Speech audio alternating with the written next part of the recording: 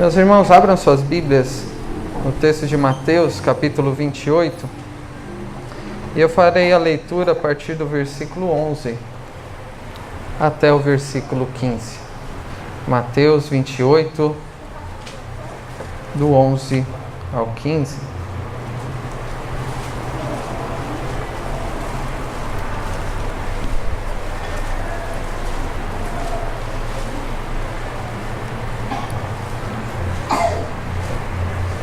Diz assim a palavra do nosso Deus: Indo elas, eis que alguns da guarda foram à cidade e contaram aos principais sacerdotes tudo o que sucedera. Reunindo-se eles em conselho com os anciãos, deram grande soma de dinheiro aos soldados, recomendando-lhes que dissessem: Vieram de noite os discípulos dele e o roubaram enquanto dormíamos. Caso isto chegue ao conhecimento do governador, nós o persuadiremos e vos poremos em segurança. Eles, recebendo o dinheiro, fizeram como estavam instruídos. Esta versão divulgou-se entre os judeus até ao dia de hoje. Vamos orar mais uma vez? Obrigado, Senhor, pela Tua palavra que foi registrada pela Tua vontade, pela inspiração do Teu Espírito, para que nós a tivéssemos hoje nas mãos, no culto, para que pudéssemos expô-la nessa noite, em todos os momentos da nossa vida que podemos lê-la e meditar nela. Que o Senhor nos abençoe neste momento de exposição, de maneira que ouçamos a sua voz e a partir desse relato da ressurreição possamos compreender o que é importante termos como postura e também em relação a planos para a nossa vida, a maneira como procederemos nos nossos dias. Que o Senhor abra os nossos corações para que recebamos de um modo proveitoso e frutífero a sua palavra e que tenhamos uma atitude na nossa vida, um modo de viver que te glorifique. É o que nós rogamos agradecidos em nome de Jesus. Amém.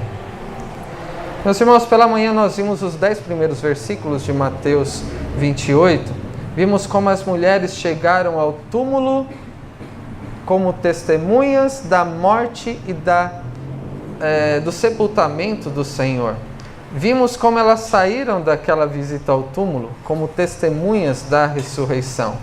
E em seguida elas tiveram um encontro com o Senhor, que veio ao encontro delas, e então elas se tornaram testemunhas do Cristo ressuscitado, do Cristo ressurreto.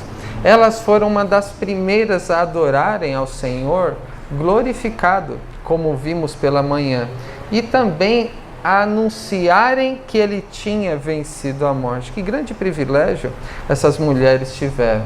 Mas o evangelista Mateus, na sequência, ele registrou também sobre aqueles guardas que foram ignorados pelo anjo que se dirigiu às mulheres. Quando eles acordaram daquele desmaio causado pelo pavor do terremoto, da aparição do anjo e do susto que tiveram quando viram que o túmulo estava vazio, o que eles fizeram em seguida nós encontramos a partir do versículo 11. Mas antes de chegarmos no versículo 11, é necessário que a gente volte para o capítulo 27 mais uma vez. Porque o que nos é registrado nos versículos 62 ao 66 é a base do que vai acontecer a partir do versículo 11 do capítulo 28. Veja comigo o versículo 62 do capítulo 27. No dia seguinte, que é o dia depois da preparação, reuniram-se os principais sacerdotes e os fariseus e, dirigindo-se a Pilatos, disseram-lhe: Senhor, lembramo-nos que aquele embusteiro, ou seja, aquele impostor, enquanto vivia, disse: depois de 3 dias ressuscitarei.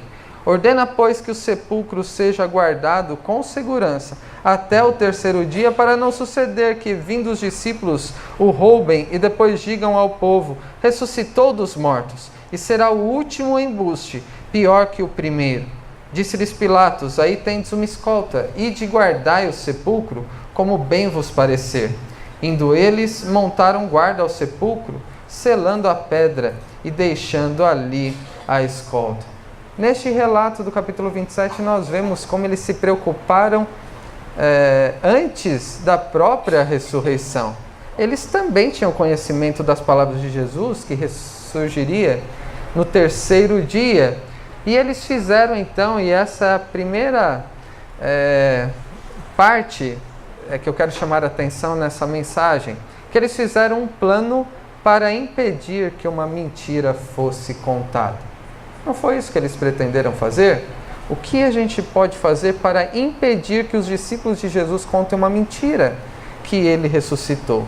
Então, em primeiro lugar, nós vemos aqui um plano para impedir uma mentira. E é interessante como, nesse momento, após a morte de Jesus, antes da ressurreição, como os principais sacerdotes e os escribas lembraram mais das palavras de Jesus, aparentemente, do que os próprios discípulos, não é verdade?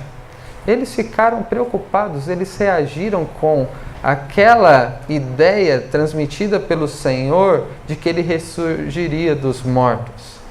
E os discípulos estavam escondidos, eles estavam com muito medo, apavorados, não queriam nem sair do lugar onde eles estavam trancados. E aqueles homens, os principais sacerdotes, os fariseus, eles fizeram tudo o que podiam fazer, falando com Pilatos, e Pilatos cedeu uma guarda, e também, por causa disso, a pedra foi selada, com selo, com a marca do império, para que uma possível mentira a respeito daquele impostor, Jesus, na linguagem deles, fosse espalhada. E Herodes deu todo o apoio. Contudo, os esforços que eles fizeram foram em vão para aquilo que eles pretendiam fazer. Todo o esforço não significou que chegou a lugar nenhum, necessariamente. Mas o que eles pretendiam fazer, impedir que uma mentira fosse contada, não foi isso que aconteceu. Na verdade, se pararmos para pensar, esse plano para impedir que uma mentira fosse contada, de uma suposta ressurreição de Jesus, eles, em toda a organização, fizeram com que guardas incrédulos estivessem na frente do túmulo. Aqueles que não eram discípulos do Senhor, então, na tentativa de impedir que uma mentira fosse contada, fez com que eles preparassem o ambiente para que aqueles que não eram discípulos fossem testemunhas do que aconteceu naquela manhã de domingo. Se eles não queriam o envolvimento de discípulos do Senhor Jesus, Deus, na sua soberania, na sua bondade, proveu um meio para que naquela manhã estivessem ali aqueles que não eram primeiramente os seus discípulos. E estes que ficaram como testemunhas, e nós vemos isso no capítulo 28, no versículo 11, quando as mulheres foram para falar aos discípulos a respeito da ressurreição e do encontro que tiveram com o Senhor, aqueles homens foram à cidade e contaram aos principais sacerdotes tudo o que sucedera. O que será que eles contaram? Eles não contaram que viram a Jesus. Jesus não se revelou a eles, mas eles foram testemunha daqueles acontecimentos que a gente viu pela manhã nos 10 primeiros versículos. Eles foram testemunhas de um grande terremoto, um novo terremoto que aconteceu depois de alguns dias, depois da morte do Senhor Jesus na cruz. Eles foram testemunhas da aparição de um anjo resplandecente e ficaram apavorados. E eles puderam constatar também aquele túmulo vazio. Então vemos que o plano para impedir uma mentira tornou-se um meio para que eles conhecessem a verdade. É isso que vemos aqui. Aquele plano considerado infalível da parte dos principais sacerdotes, dos fariseus, para impedir uma mentira, tornou-se então um meio de conhecerem a verdade. O túmulo ficou vazio, um anjo apareceu e um grande terremoto, pela manifestação da presença de Deus de alguma maneira, e nós sabemos, pela ressurreição de Cristo, esteve ali presente. Então, depois de terem falhado no seu propósito de construírem um plano para impedir uma mentira, eles tiveram que fazer um novo plano. Um plano para impedir a verdade. Já que não se pode impedir a mentira, ou seja, na concepção deles, né, eles então impediriam a verdade. Como eles fizeram isso? Com uma mentira. Versículo 12 do capítulo 28. Reunindo-se eles em conselho com os anciãos, deram grande soma de dinheiro aos soldados, recomendando-lhes que dissessem: vieram de noite os discípulos dele, roubaram enquanto dormíamos. Caso isso chegue ao conhecimento do governador, quem está dizendo isso? Os principais sacerdotes, os anciãos, né? Aqueles que estavam reunidos em conselho. Caso isso chegue ao conhecimento do governador, nós o persuadiremos e vos poremos em segurança. Já que aquele testemunho dos soldados, e qual era o testemunho? Houve um grande terremoto, um anjo apareceu e o túmulo ficou vazio. Isso não era conveniente para a preocupação que os líderes religiosos judeus tinham naquele momento. Eles odiavam ao Senhor Jesus, consideravam um impostor, um blasfemador, não reconheciam como sendo o próprio Filho de Deus encarnado. Então, por ser inconveniente aquilo que os soldados disseram, o que eles poderiam fazer? Um plano para impedir que esta fala dos guardas não fosse à frente, para que fosse impedido que aqueles soldados incrédulos, nas palavras que eles proferissem, confirmassem o relato dos evangelhos a respeito do terremoto, do anjo e também do túmulo vazio.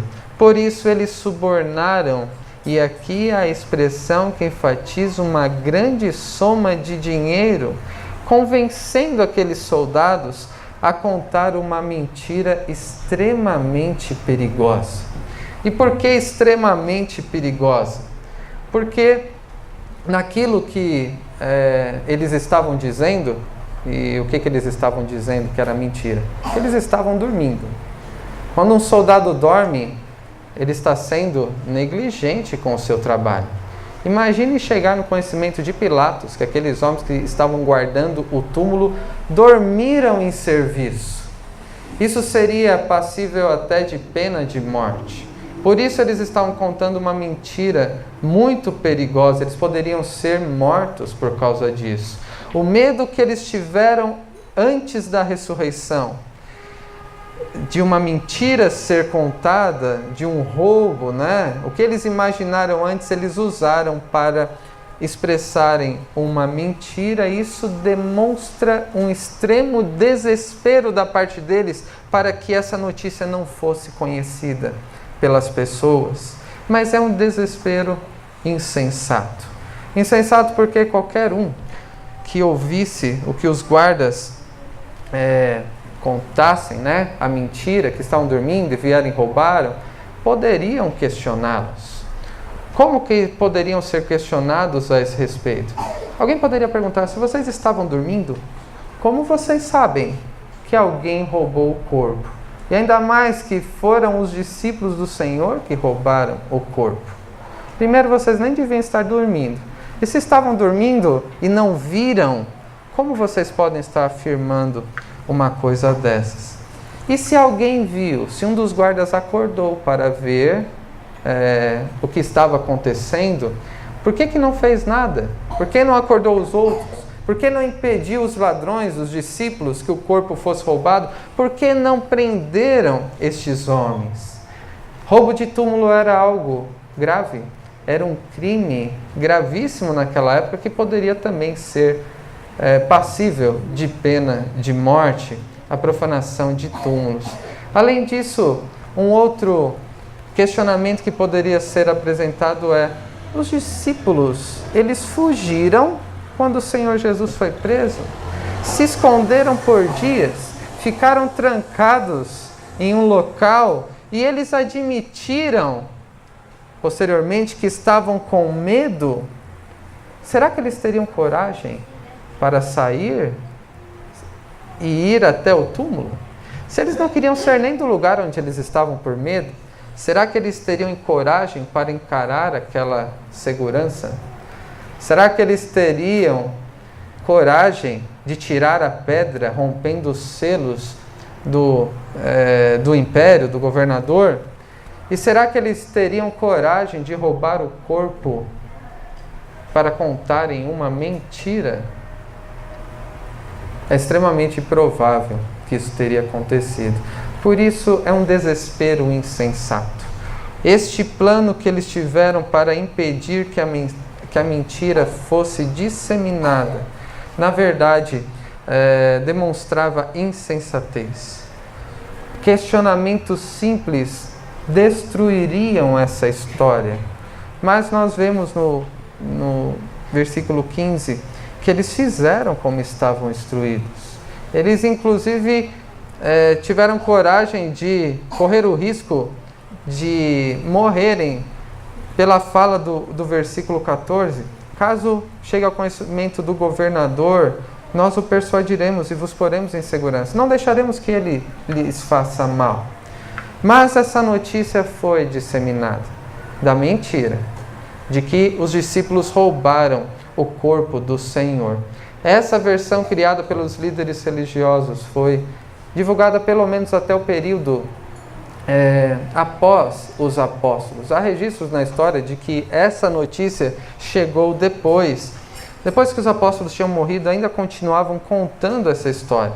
Ouvintes insensatos, resistentes à verdade dos evangelhos, creram nessa história dos guardas e deixaram de crer no relato bíblico, assim como muitos duvidaram da ressurreição do Senhor Jesus até quando o viram.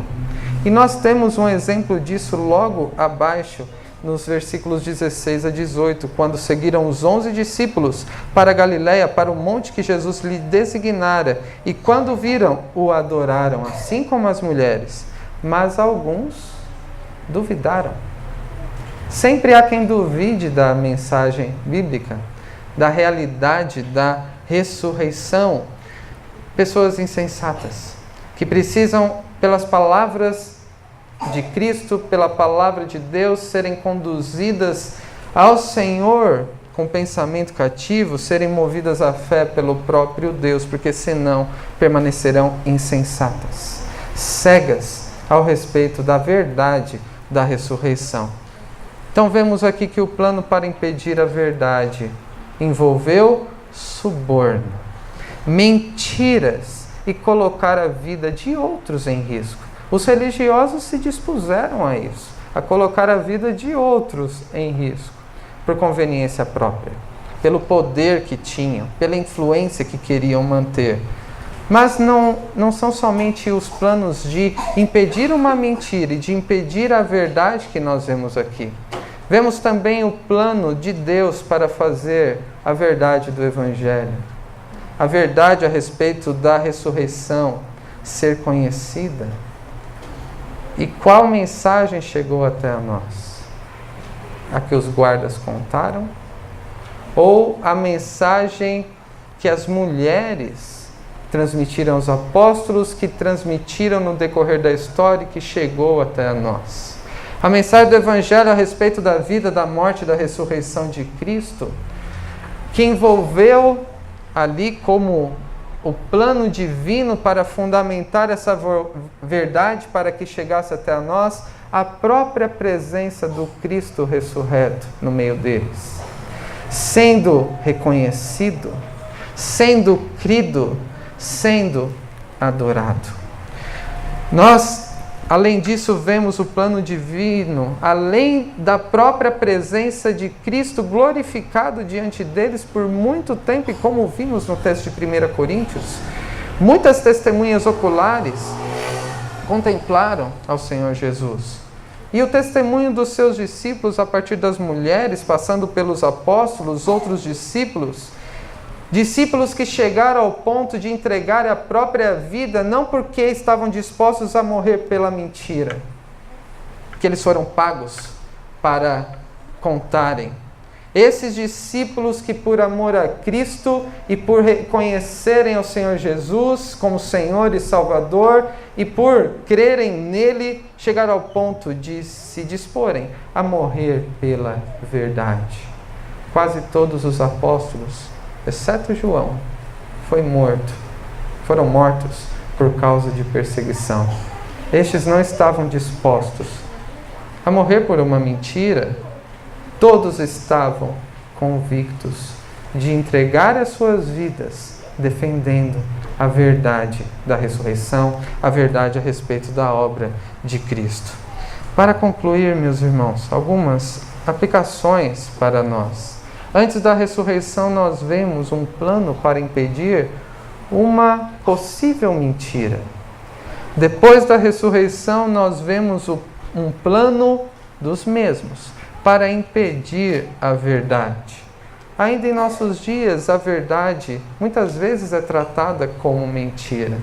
Sobretudo no que diz respeito ao nosso Deus, a sua palavra, e muitos colocam em descrédito a própria Escritura, caçando erros, contradições e tudo aquilo que denigra o valor que tem as Escrituras sagradas. Muitos em nossos dias ainda tratam a verdade de Deus como uma mentira. Não valorizam aquilo que Deus diz como sendo algo digno de se morrer, como os apóstolos fizeram. E a mentira muitas vezes nos é apresentada como uma verdade. Nós sabemos como muitos são enganados com aspectos distorcidos da palavra de Deus em nossos dias, e mentira é tratada como sendo verdade. Ainda hoje, muitas vezes aquilo que se diz, se referindo a Deus e a sua palavra, se diz por conveniência em muitos locais. Se envolve interesses próprios. Não há uma preocupação pelo conhecimento profundo da verdade, de uma defesa da verdade, mas há uma alimentação do próprio ego, de se agir de um modo conveniente para alcançar os seus próprios objetivos. Assim como aqueles homens tiveram uma postura de preocupação referente à ressurreição, antes e depois. E por causa disso, planos foram traçados em relação à verdade, em relação ao que eles julgavam como sendo mentira. Nós também precisamos, em certo sentido, considerar a nossa postura diante das verdades que nós temos considerado. Quando nós pensamos na morte, no sepultamento e na ressurreição de Cristo, como nós nos portamos diante dessas verdades? Dessa verdade bíblica que deve nos envolver, deve nos transformar de uma maneira que cause uma reação, planos sejam estipulados e um serviço seja prestado. Os religiosos da época de Jesus julgavam estarem fazendo um bom serviço. Os soldados também. Pilatos também. E nós devemos também, com os planos que nós traçamos, em decorrência da verdade que nós conhecemos, traçar planos também. Planos que correspondam à percepção que temos do significado da ressurreição. As mulheres ficaram dispostas, com ânimo renovado, para atender ao que o anjo disse. Como que eu e você nos portamos e qual é o nosso plano? O que nós pretendemos fazer conhecendo a verdade a respeito da ressurreição? As mulheres reagiram em obediência, indo anunciar a ressurreição, a começar pelos discípulos. Ainda com medo, mas com grande alegria, como nós vimos pela manhã. Os discípulos, depois de um período apavorados e escondidos, após se tornarem testemunhas também da ressurreição e do Cristo glorificado, eles passaram a anunciar a ressurreição, a Cristo glorificado com toda coragem, com toda intrepidez. E nós vemos Lucas registrando isso no livro de Atos, Vemos como o apóstolo Paulo diz que anunciava a Cristo e este crucificado, não negociando assim a mensagem do Evangelho, a qual ele considerava como fundamento a mensagem da ressurreição, como nós lemos em 1 Coríntios 15. Semelhantemente, eu e você também recebemos uma comissão. E qual é essa missão? Não precisamos ficar inventando planos mirabolantes. Deus, ele já criou um plano. E ele nos envolveu nisso. Nos comissionou para anunciarmos a verdade a respeito da vida, obra, morte e ressurreição do Senhor Jesus. E não é isso que Mateus registrou logo na sequência? O que faz todo sentido esse texto todo conhecido para nós. A partir do versículo 18, Jesus, aproximando-se, falou-lhes, dizendo: toda autoridade me foi dada no céu e na terra. Ide, portanto, fazei discípulos de todas as nações, batizando-os em nome do Pai, do Filho e do Espírito Santo, ensinando-os a guardar todas as coisas que vos tenho ordenado.